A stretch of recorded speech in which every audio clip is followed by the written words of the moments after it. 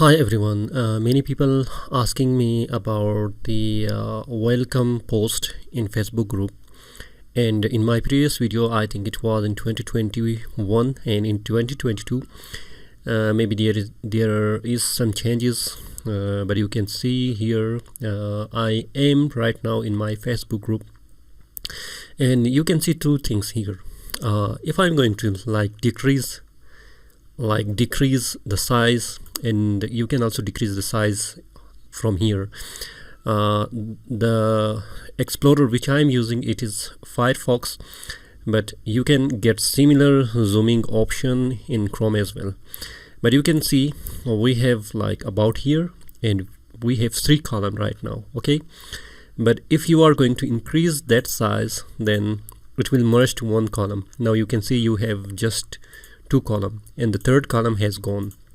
What you are going to do, you will click on that 3 line, like you have all the friends, you are going to click on that 3 dots, and here you can see new member this week, and it is 51 new members this week, and we can write welcome, let's welcome our new members here. And either we have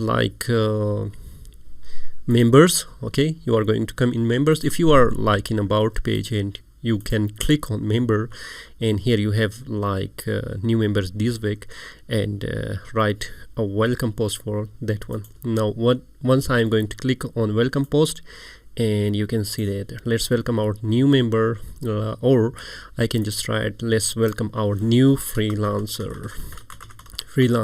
Okay, now that is how you are going to welcome everyone. And once I'm going to post it, and you can see that it is posting, and now I will come in home page, and in home page you can see 1 minute before we have all these members, we have just welcomed everyone. Okay, now that is how you are going to just write welcome post in Facebook group pages in 2022. I hope you got the idea, and if you have any question, you can write me back with any problem. I am going to try my best to help you in comment box. Thank you everyone. Goodbye.